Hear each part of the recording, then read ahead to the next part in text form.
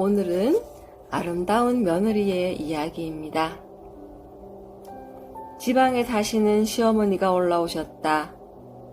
결혼한 지 5년이 되었지만 우리 집에 오신 것은 결혼 초 한 번을 빼면 처음이다.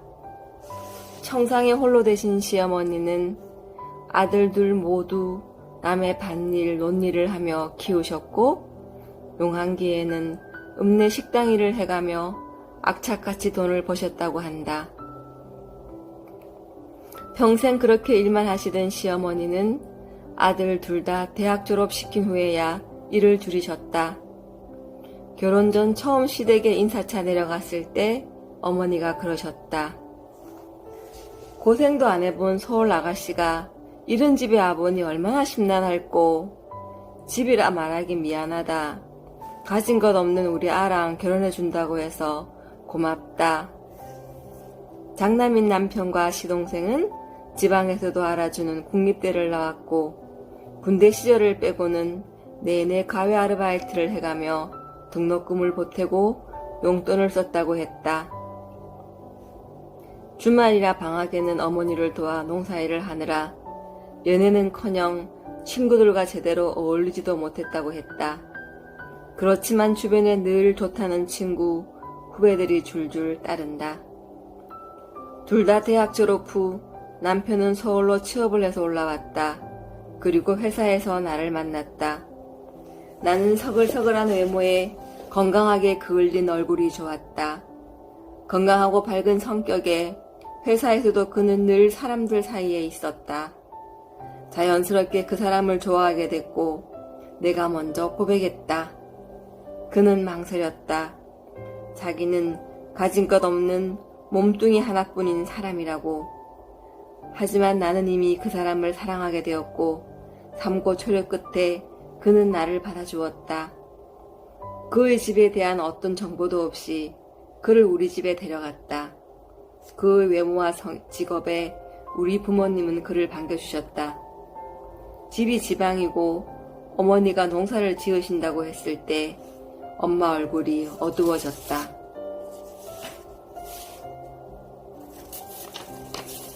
당장 가진 거라고는 월세 원룸 보증금과 얼마간의 저축이 전부 다 했을 때 아빠가 담배를 피우셨다. 그가 말했다.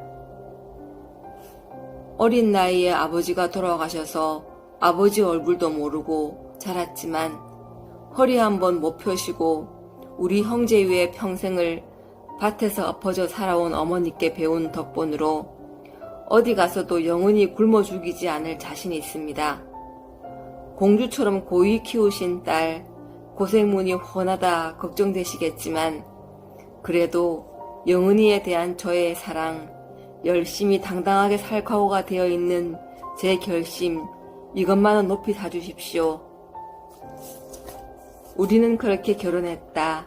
친정아버지가 마련해 주신 돈과 회사에서 받은 전세자금 대출로 신혼집을 마련하고 그와 내가 모은 얼마간의 저축으로 혼수를 했다. 너무 행복했다. 결혼 후 처음으로 시댁으로 내려갔다. 마침 어버이날과 어머님 생신이 겹쳤다. 일부러 주말을 잡아 내려갔다. 시동생도 오고 어머니와 마당 평상에서 고기를 구워 먹고 밭에서 상추를 뜯어다 먹는데 그 맛이 세상에서 제일 맛있는 삼겹살이었다. 그날 밤 작은 방에 예단으로 보내드렸던 이불이 깔려 있었다. 어머니는 한 번도 그 이불을 쓰시지 않으셨던 모양이다. 우리더러 그 방에 자라고 하신다. 싫다고 뿌리친 어머니의 손목을 끌어 작은 방으로 모셨다. 어머니하고 자고 싶어요. 신랑은 도련님하고 안방에서 자라고 할 거예요. 어머니는 목욕도 며칠 못하셨고 옷도 못 갈아입었다고 입을 더럽혀지고 네가 불편해서 안 된다. 냄새나 안 된다고 자꾸 도망가려 하셨다. 그런 어머니께 소주 마시고 싶다고 함께 소주를 먹었다. 어머니가 찢어주시는 김치가 너무 맛있어서 소주를 홀랑홀랑 비우고 취해 잠들어 버렸다. 자다 목이 말라 깨어보니 나는 이불 한가운데 누워있고 어머니는 겨우 머리만 요에 얹으신 채로 방바닥에 쭈그리고 주무시고 계셨다. 슬쩍 팔을 끌어 요 위에 끌어들였다. 아이야, 고운 이불 더럽혀진다. 냄새 밴데이. 어머니에겐 냄새가 났다. 정말 우리 엄마에게 나던 화장품 냄새를 닮은 엄마 냄새가 아닌 뭐라 말할 수 없는 부뚜막 냄새, 흙냄새 같은 그 냄새가 좋아서 나는 내려갈 때마다 어머니와 잔다. 이제는 손주와 주무시고 싶다면 나를 밀쳐내시지만 악착같이 어머니 한쪽 옆자리는 나다.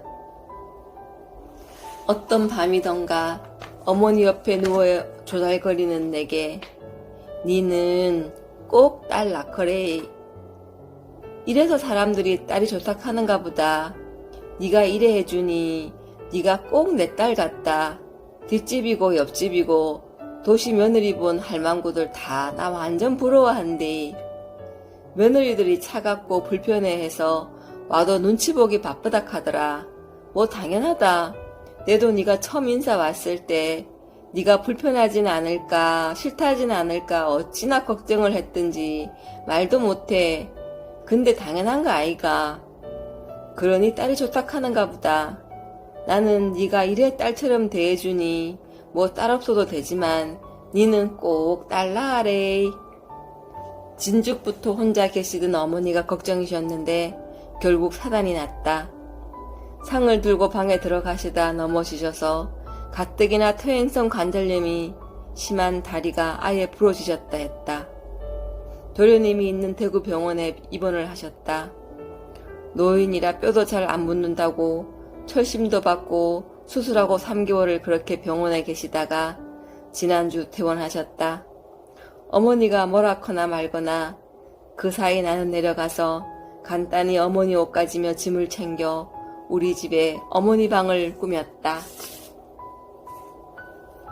아들 녀석은 할머니 오신다고 얼마나 신이 나고 표현할 줄 모르는 남편은 슬쩍슬쩍 그 방을 한 번씩 들여다보며 웃고 있다는 것을 나는 안다. 당연히 우리 집에 곱게 오실 리가 없다.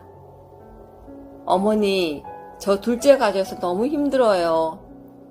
우리 친정엄만 허구한 날 노래교실에 뭐해 승민이도 잘 안 봐주시고 제가 회사에 임신에 육아에 힘들어 죽겠어요. 와서 저 좀 도와주세요. 임신하니까 어머니 음식 그렇게 당겨요. 어머니 김치 담아주세요. 그 말에 못 이기는 척 어머니가 오셨다. 친구들이 말했다. 네가 모시고 살아봐야 힘든 줄 알지. 착한 며느리 널 아무나 하는 줄 알아? 그래 맞다.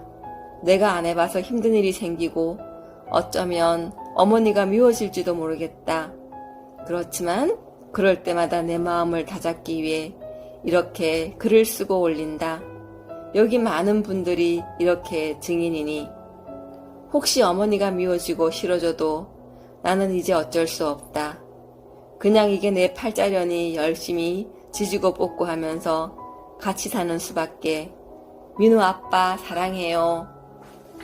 오늘 아름다운 며느리와 시어머니 이야기를 들으면서 제 자신을 한번 돌아보는 시간이었습니다. 사랑합니다.